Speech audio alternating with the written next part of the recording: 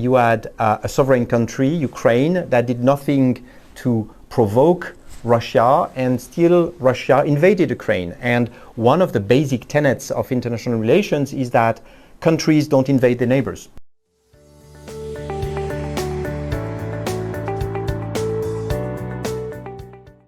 I'm Justin Vaïsse. I'm the founder and the Director General of the Paris Peace Forum, which I created in 2018 as an annual event that would gather all actors of the international system, from heads of state and government to civil society organizations, the private sector, experts and universities, from all walks of life and from all countries on Earth, to try and work on the global challenges that we face, such as climate change, health, digital issues, refugees, etc. The Paris Peace Forum was created as a platform and an event. It's a platform because we get together all these different actors, once again, states, local governments, international organizations, but also NGOs, foundations, and the private sector, companies, to work together on issues of common interest, and trying not just to foster dialogue, which is always useful, but also to get things done. And so we present about 60 to 100 projects a year, and we collect projects from around the world, and we showcase about 60 to 80 of them. And we also, as a platform, get actors together in coalitions, whether it's on cybersecurity, on space sustainability, or the issue of protecting children online. We get governments, companies, and civil society organizations together to try to act on these challenges and to provide solutions. I came to the US, as I do very often, at least 3 times a year or 4 times a year, in order to meet with the partners of the Paris Peace Forum, but also in order to do substantive work. The work that we do, for example, just today, was on one of our initiatives, which is on space issues, which is called the Net Zero Space Initiative, and it aims at helping stabilize and then remove debris from the low Earth orbit. It might sound a bit technical, but it's actually of great importance because we rely on satellites for our everyday life, from communication to GPS to Earth observation, and there is a risk that too many satellites, and more importantly, too many debris in orbit, might knock them down, really, with a snowball effect. So all of this to say that I came to have discussions with many of our American partners on how to push forward this initiative, this coalition that we have, and try to recruit new members, etc.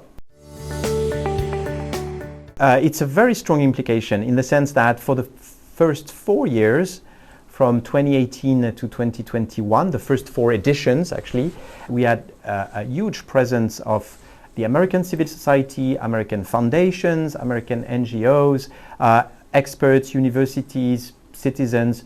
So we always had a great American presence at the Paris Peace Forum, which finally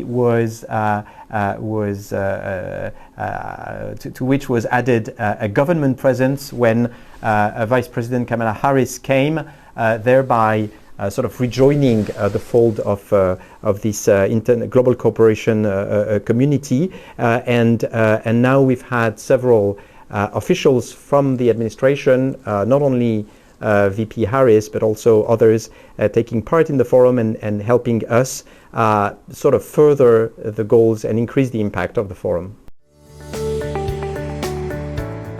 Obviously, being called the Paris Peace Forum, we are far from indifferent to what's been happening in Ukraine, as we were not indifferent to what has been happening in Yemen or in Ethiopia, for example, and in other countries where war broke out.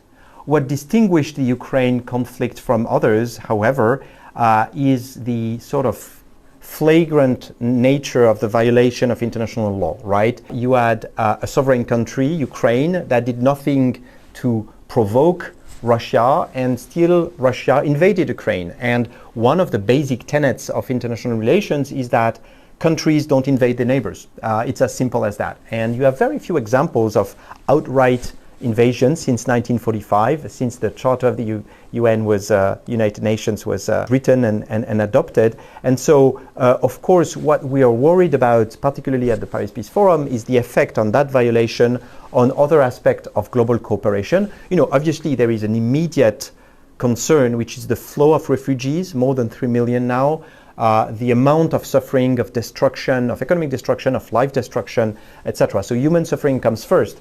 But then when you take a step back, the other danger that at the Paris Peace Forum we take very seriously, because it's the core of what we're doing, is the impact on global cooperation.